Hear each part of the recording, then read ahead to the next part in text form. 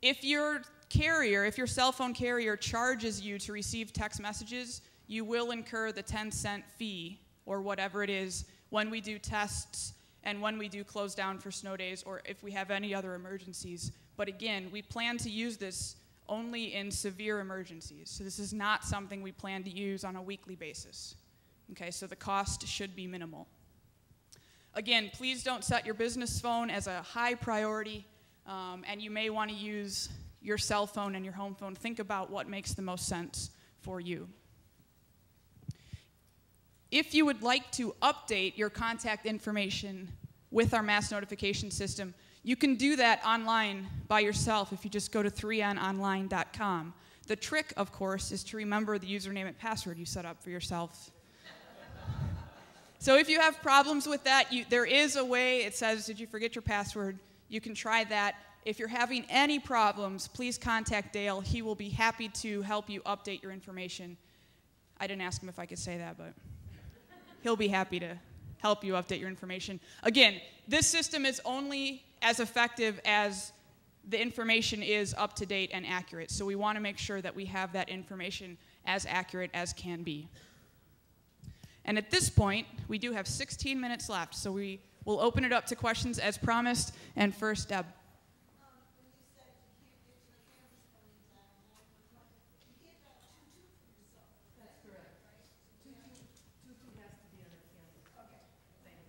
That's a good question. Just for those of you who may not have heard it, you can only dial 22 from a campus phone.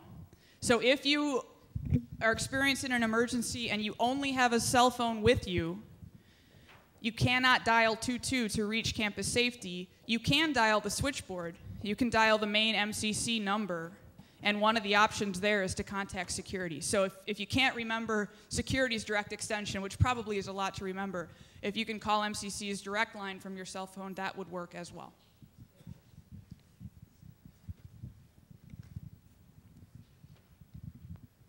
The public address system, this has been a problem for as long as I can remember, cannot be heard in our offices.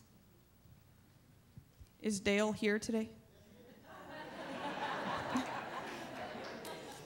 I guess I'm mostly okay. I'm mostly concerned when, maybe not a lot of people are around. Right. If we're all here, then the secretary probably hears it from the hall or something. But if, like I'm often here by myself on Friday afternoon, if it goes off, I'd never hear it. Right, and that's an excellent question. If you didn't hear Dale's response, he said the issue has been addressed. That also goes back to why we want to use multiple communication methods if something were to occur. So if we did have a tornado warning and you, for some reason, were in a part of the building where you didn't hear the PA system, hopefully you or someone around you would get the notification that something's going on, and we've got the campus response team. So there'll be lots of ways to get that message out to folks.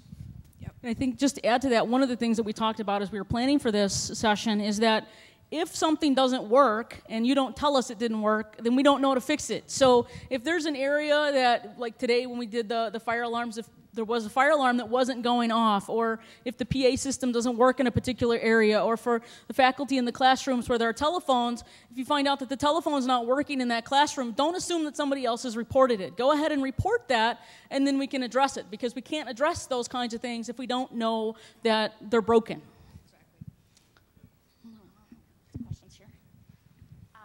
This is all really helpful. My biggest concern, though, is probably where I need this information the most would be if I was in teaching and in charge of 36 students.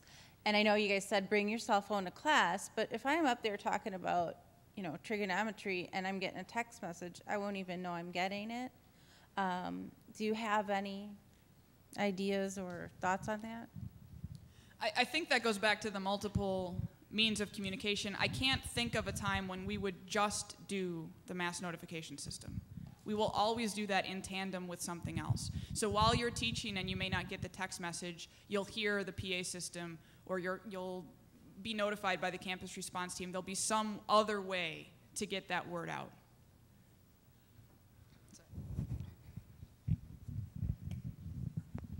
Oh, just a thought on this one.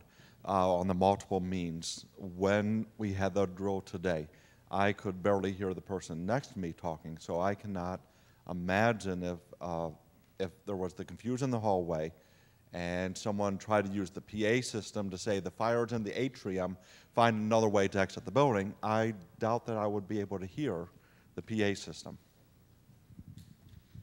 I don't think we'd use the PA and fire alarm at the same time. In that sense, the campus response team would be key in helping direct people to the proper exit.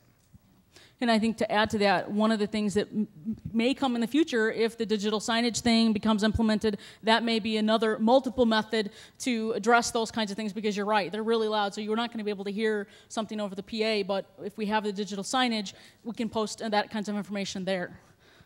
Questions? Questions? Raise your hand, people. I'm working off my French dip sandwich here. I actually have two questions. For those of us who are off campus, how are we going to be notified of a tornado? Because we won't hear the PA. I mean, I'm not saying that jokingly. Are you going to call a single person? Or is there, I mean, because a lot of us are, like I work behind closed doors with clients. Sure. In that sense, obviously the mass notification system would be helpful. I know the digital signage team is looking at the connection between Shaw Center and the main campus. Do you have anything? No, I was going to say. Oh, and the tornado sirens, obviously, if you hear them. Right, if there's a tornado in McHenry, it would vary depending on where the tornado is, if it would hit both campuses or if the warning would cover both campuses.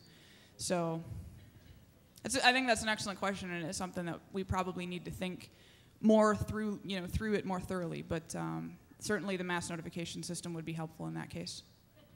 Okay. The second one is do we have a responsibility for recommending students to opt out of the system, or personnel on their way? I mean, how do you opt out when you're not part of the campus community anymore? The 3N thing. Oh, Dale does a cleanup process for students that are no longer enrolled. So that will happen based on enrollment status. And also in terms of employees, once they leave, once they no longer work here, they're removed from the system. And a student could certainly say, I don't want to be involved anymore. We could connect them with Dale. I've had students request through my office to not be a part of that anymore, and so I've then connected those students directly with Dale so that they could opt out if it's a student that's still here for some reason but chooses to not be a part of the 3N mass notification. So we do have ways to get students out of the system if that's what they so desire. This is just a follow-up. Harriet mentioned that when you dial 911, they're going to take you through a series of questions. Those of you that are going to do CPR this afternoon are going to learn this, but you are never the person to hang up first. So always let the person at the other end of 911 hang up so that you're sure that you've given them all the information they need. Okay, so don't hang up first. Also, if you arrive at the emergency first and you can't get away, you should never leave the person, have a designated person go call 911. You know, it used to be where I would say call security first, but we're changing our thoughts and call 911 first because it takes a little while for the ambulance, the police to get to our campus. So always call 911 first. Could you address a few years ago in the A building, the fire alarm went off and most of the teachers smelled burned popcorn and did not evacuate their students? That's not recommended practice.